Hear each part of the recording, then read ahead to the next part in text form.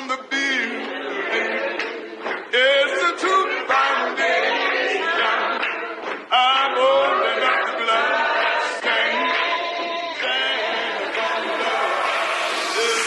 I'm working on the beat. It's a true foundation. I'm holding up the blood.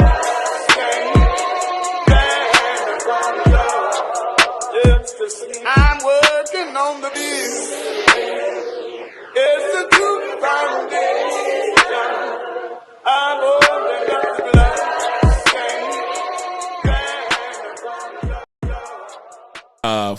a saying my grandfather used to say is a lie can catch a ride, but the truth has to walk.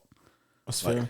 Like understanding that, like when you're doing things the right way, like you might not get the following that you want immediately, like you would see someone who does it the wrong way. Like, but it's still worth it. But while we're tracking on this, I started thinking about the human behavior. Yep. And I'm wondering, because the same way I said, like, yo, you may have been antisocial before, but you had to go to work. Right. Like, where does that trickle down in the realm of this whole popularity thing you're speaking about? Because people still thought the person that was popular before. Like, you know what I mean? But the thing is like, it's just different metrics. Mm-hmm. Like, you know what I mean? Like, if you take it all the way back to school, it might have been something as like trivial as like, who's the jock? Right. You know what I'm saying? Mm-hmm. But now it's like, who makes the funniest post? Right. Yeah. You know what I'm saying? Like your person, like unless you got like a highlight tape of you actually still playing sports or whatever, like the jock thing may not play for the popularity digitally. Absolutely. Yeah. Whereas the personality might shine more. So you may have a counter to your argument where somebody that was always funny but just didn't type. Like, you know what I mean? Like, it's like, yo, he was sitting there, like, he could have been a stand-up comic, but he was just sitting there with jokes, all sitting in his head. I've seen that. All the girls was following the dude with the Letterman jersey, but now he's popular because whatever pops in his head, he just types it. Mm-hmm. Right. You see what I mean? So I have seen that.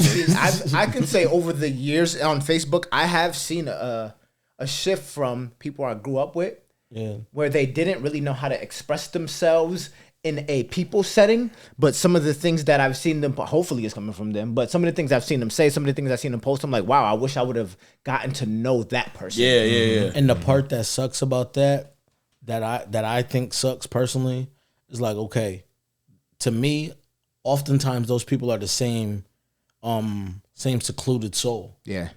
Like, you know what I mean? That's just, you're just getting a glimpse of their thoughts. Right. They still don't have the social skills to be that boisterous, outspoken, opinionated, funny, controversial, whatever it is that they are that makes them for their online persona. Right. It doesn't permeate through in reality. And that's where the topic disconnect. throws me off. There's safety and distance, right? Yeah, like absolutely. I can be more authentic, or I can be what I think people want to see or hear, right? Because we don't know whether that's genuinely them, right? Whether that's somebody else who's like, you know what I'm saying, filtering things through them, you know what I mean? So it could be performative or it could be authentic. You never know. Right. Because they might be who they really are. Yeah. Or, you know what I They could mean? be stealing that post from somewhere else. Because it's the courage.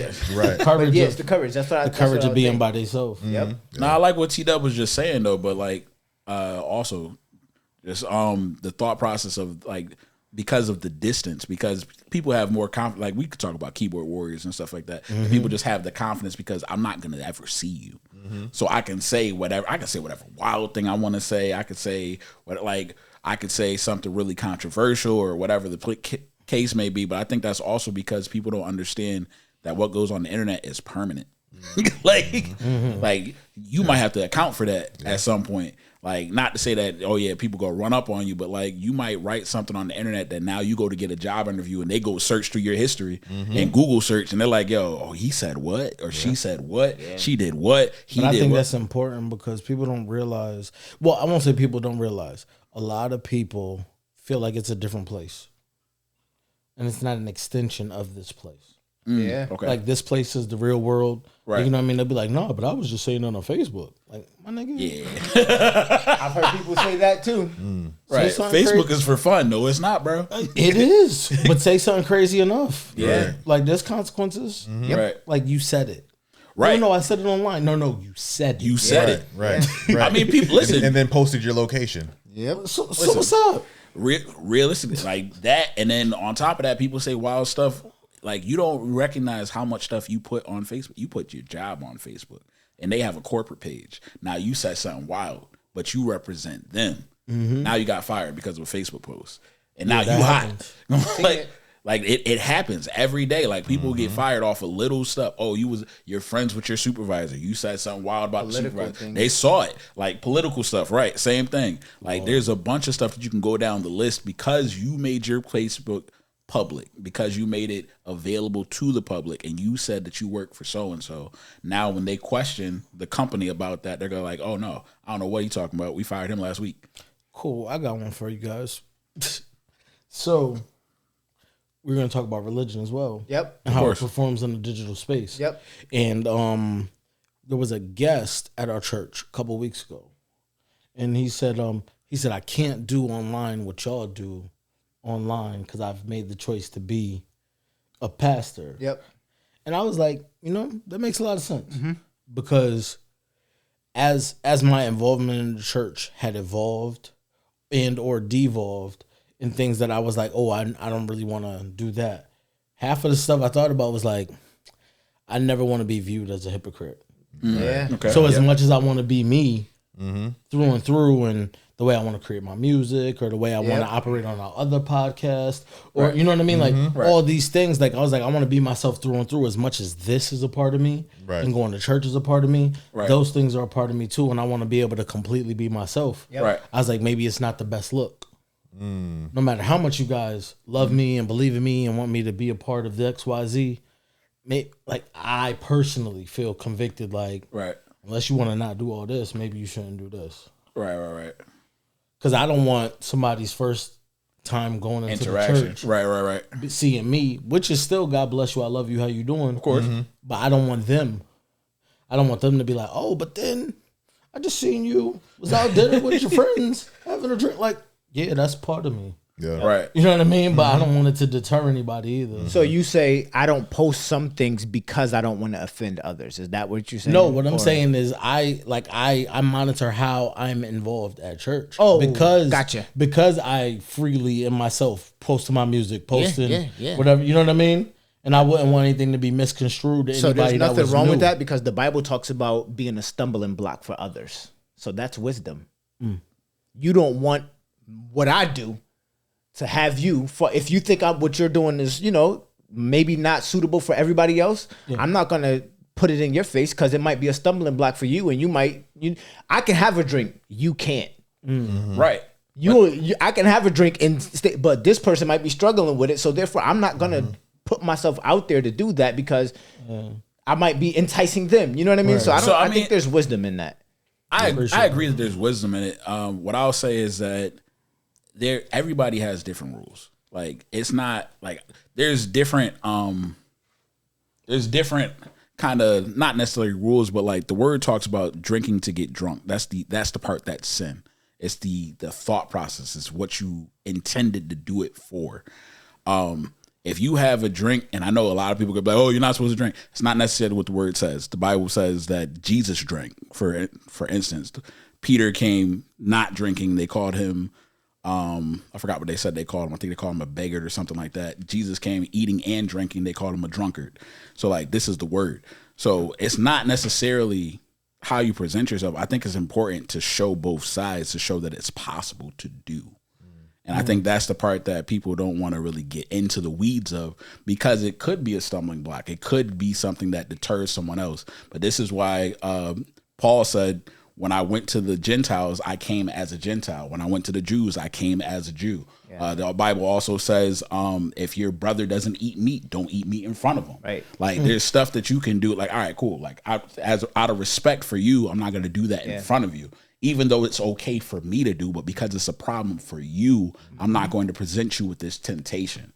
So it is wisdom, but at the same time, I think you got to understand that each walk is individual. Yeah. And I definitely think individual and collective. Yeah. Right? Because the Bible is clear that we are a body. So I was going to say, I know you're about to get into your joint. Because your through line, the body. Yeah, it's more of because it's more, I think that's the problem in America, right? Yes. It's about me. And Jesus was like, forsake you, forsake you, forsake you, forsake you. right? So in order for, it's like literally, in order for your brother to be lifted up, put that drink down, Yes. right? Right. Drink it at home by yourself. Correct. Correct. Point blank period, right? Right, like- Point blank period. But that doesn't make you a hypocrite. Correct. You know what I mean? Some people Right. think, well, I'm only going to drink at home because, no, I don't think you're a hypocrite. I think, no, I care about others more than I care about what I want to do. And therefore, Correct. I'm just going to do it I'm going to have a drink at my house and nobody got to worry about it. You know what I mean? Right. Because, but there's certain things that, we could disagree on, but I think it's more about others when it comes to certain things. So I don't think there's nothing wrong with that. Yeah, and I think so what came up for me is the aspect of judgment, right? Yeah, not being judged, and then also being the person to call out judgment on others, right? Like there is drinking, right? People feel different about it in the Bible. Some people abstain from it altogether, but I believe the Bible says don't drink to get drunk, right? That's what the Bible So drinking says. doesn't create drunk. Over drinking creates drunkenness. Correct. You know what I'm saying? So if you have a way to monitor yourself and understand where you are, then I don't really think that there's anything wrong with it. Yeah. But if someone is also very critical on their side of judgment, they can look at it from a different perspective, right? So I think that's where it comes in. But I think there's humility, there's grace, and there's understanding as well as forgiveness, right? I think some of those are like fruits of the spirit, if I'm not mistaken, right? Yeah. So people don't always live in the fruits of the spirit, because like coming with judgment towards people and what they do makes people not feel like they can be their authentic selves. Yeah. Right? Like if my authentic self is like, hey, I have control of myself, I know myself, and I know the word, right? So I can go out and enjoy a social drink with my friends. But if someone sees that and they look at it critically and they judge, that's not a condemnment on you. That's a condemnment on them, right? But it opens up a dialogue, right? And I think something you said as well earlier, when there's like, oh, if you don't like what I said, just block me. I think there's too much of that in society. Right. Yeah, Right? it is. Just because all four of us are here doesn't mean that all four of our opinions are going to be the same or that we're even going to agree. But what we can say is that we all are intelligent. We all have our own way of thinking. We all have our background, which has led us to being here, right? Like we're all here in the same place on the same platform, but we all got here from a different space and a different origin. So we're all going to think and feel differently about what it took for us to get here. But just because each of you doesn't necessarily agree with my point of view doesn't mean that it's wrong. Yeah. It could be Right. right for me. Right. Right. Like Right. I've lost weight. Right. Like I've done this thing. So I could say, hey, you know what? I know what to do to lose weight. I know what to do to lose weight for me. yourself. Right. You know what I'm saying? Because Correct. my struggles may not be your Yes. struggles. I may be dealing with diabetes. You may be dealing with, Right. something else. You know what I'm saying? So what works for me may not work for you. Yep. Right. Right. But I think that's where people become critical and they say, oh, well, I know how to do it because I've done it. Well, you've done what works for you. Yep. You know what I'm saying? So you have your own level of understanding and you work from that platform. And can you offer assistance? Can you offer your opinion? Absolutely. But people have to do what works for them. So, you know what I'm saying? When it comes to you and your social platform and how you choose to serve in the church and who you are as a person, and when you show up to places authentically, I don't personally feel you should have to censor yourself for others, right? Right. Because you know who you are. God knows who you are, and God knows who He's created you to be. Yeah. You know what I'm saying? So when it comes to the judgments or the critiques of others, that's a conversation. Yeah. Right. Correct. If someone feels a certain way about the fact that you went out and you had a good time and you were social and you were doing this, hey KJ, you know what? I feel a certain way about you posting something, and if you do it in a respectful way at the right time and at the right place, we can have a conversation about that. But I don't feel like people should be overly critical in judging you on your actions,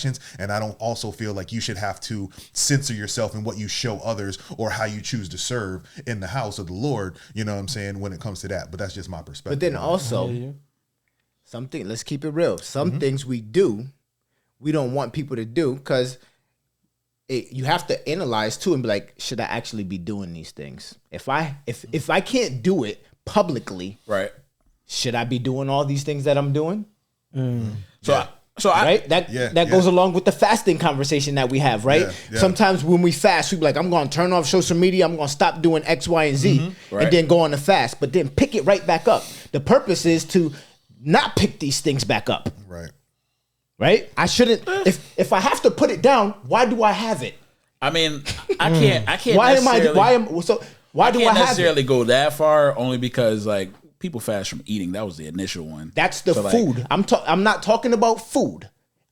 we all have to have food to eat, but you don't Right. need social media to live. Correct. So if social media is causing me to sin, Jesus Yes. said, gouge it out, cut it off, and put it away. That's Old Testament, but I get you. I'm here. Jesus said this. What are you talking about? Old Testament. Jesus said, if you got to go into heaven with one arm, cut it off.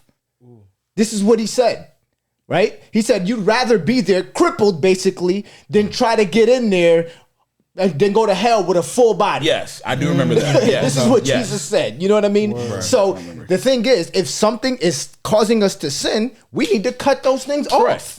It ain't got nothing to do with food. I mean, food is fasting, but we got to cut it off. So- and we pick it back up for a time period, right? I want to get closer to God, so therefore I got to cut these things. I'm not gonna watch no movies with sex and stuff in it. Because I got to focus on God.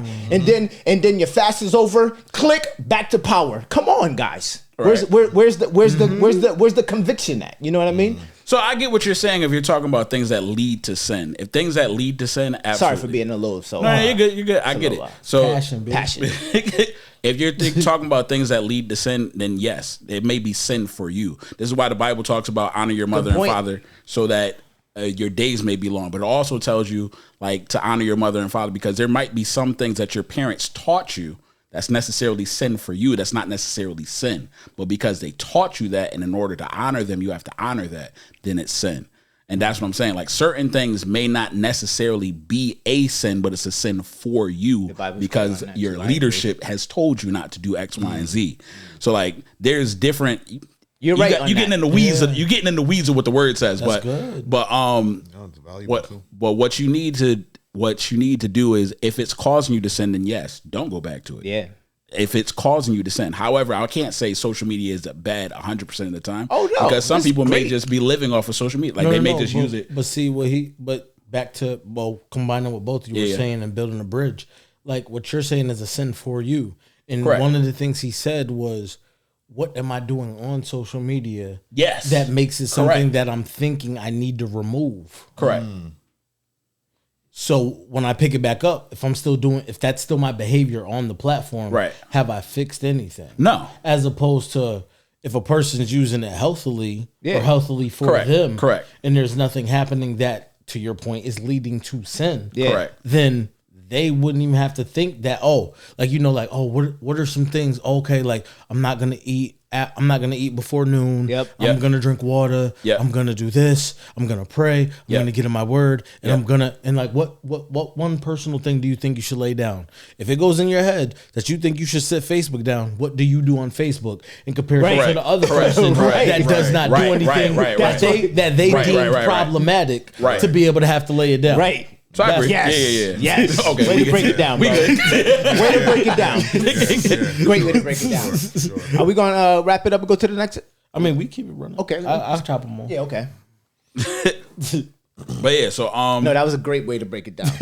But yeah, nah. So exactly that. So basically, understanding what's causing you to sin, and I understand how we got here. So I like to know the history of things. We got here out of people. It was technically a fear, but it was also a way of protecting others. So they just said like, all right. So I know my grandparents and my parents were told they couldn't go to the movies because they're like, oh, That's Right. a fact. I they couldn't. Let's go. couldn't, Yeah. they couldn't go to the movies Couldn't go to because the they're like movies. that's sin. Because And then what they was doing in the movies, I'm like, I'm going to watch the movie. So watch the I ain't movie. about to do what y'all was doing. right, like not necessarily that the movie was sinful or anything like that, but it was because it may cause you to sin. So it was a way to keep them secure. It was a way to keep them protected. However, because it was a shotgun approach, when people started to look at it and they started to poke holes in it, like, all right, well, this technically isn't sin. So why can't I do this? They didn't really have a way to combat it. It was more so, I told you not to do it. You can't do it. And I heard I've heard them use scripture gathering among sinners. I'm like, we live among sinners. What are you talking about? Like there would be no, there's a we bunch of sinners stuff, in church. right. What are you talking about? There's I remember sinners I had- everywhere. I We're had we're that called the convo. lost. We're here to save the lost. Right. Like, I had that convo with my folks. Being the young adult, and I wouldn't advocate for any kids to do that. Like I'm a very argumentative person. Yeah. But my parents allowed space for debate. Like, you know, once I was no longer technically a child. Yeah. And we would have some open conversations. Yeah. And I was just like, you know, like sometimes I would get so comfortable speaking with my parents. And like a curse would slip out of my mouth. Yep. And they'd be like, yo, A little too comfortable. The nerve of you. And I would be like, well, is it offensive because I'm your child, or is it offensive because it's religion? Because I'm not swearing at you. Yeah. I'm swearing in general. So, But that speaks to my comfort with you. And like, you know, like you can go to church every Sunday. You can go to Bible study. You could pray. And then I see you pop a rated R movie on and you don't say nothing when Kevin Hart got jokes. Right. solid So point. I would solid be point. acting like I got to get kicked out the house Right. for saying a 4-letter word when I'm just telling a story. I'm not disrespecting you. So context is important. Right, right. Yeah. Sure. Like, and you know, Yeah, like, yeah, not calling you out your name. Yeah, like, yeah. you know, come on. Yeah. Calling your mom the B word. Right, that's wild. Out of pocket. Listen. I'm not advocating for any of that. Absolutely Right. not. So never think that. But like telling a story, and I'm just saying it, and I'm like, oh, this shit happened, blah, blah, blah, and they're like, oh, like I'm like, let's stay on Right. course. Yeah, That yeah. didn't ruin things. That Right, didn't right, right. And you know Yeah, what I mean? yeah, Like, and yeah, I was got like, you. yo, like, and I mean, like those conversations, I think like assisted my pops a little bit. Like, you know, as he was growing and like his ability to minister to dudes in a barbershop and stuff like that. It's like, yo, don't let that stop you. Yep. Right. So yeah, Like, so, you know, sometimes it can get in the way and it's something very insignificant. Yeah. It's just a word. so I think a lot of people Right. just kind of get locked into the thought process and the look of what Christianity looks like. Just the aesthetic of it. Realistically, what I told my cousin, because I had the same conversation with my cousin. I'm like, realistically, if you was talking to Jesus and you swore, I don't think he would bat an eye. Because I know for me, I know the difference between somebody who's swearing at me to be disrespectful. Context. Yeah. And I know the difference between somebody who just swears because that's just how they talk. Yeah. Like, and because I know that, like, I'm not going to get offended when somebody just says a curse word. Like, I'm not going to just stop it, be like midway, like, oh yeah, you going to hell. And at that point, is that low key? I'm not trying to be manipulative when I say this, but is that low key not like a mechanism of the enemy to So- deter you from actually communicating with somebody So- over something as small Yes. as just hearing a swear So- when they're not disrespecting you? So what I would say is to me, this is for me, I think it would be a form of distraction because what you did was you focused on the part that you didn't like instead of hearing what the rest of the story was. So like if I'm all right, ready? So if I'm trying to get somebody to if I'm trying not to convince somebody to get saved, but if I'm trying to minister to somebody, right? And I understand that they're not where they should be, but I also understand that I was not always where I am today. Like I can know, like, all right, cool. Like I swore before, like I did these things before. Like these things aren't foreign to me. I just no longer do them. They no longer have control over me. So It's almost like, what are you selling? Like, yo, you can't tell me that, like, yo, there's so much grace on this side, but you get deterred by a word. Right. Yeah. Some people, but here's I'm working on the building.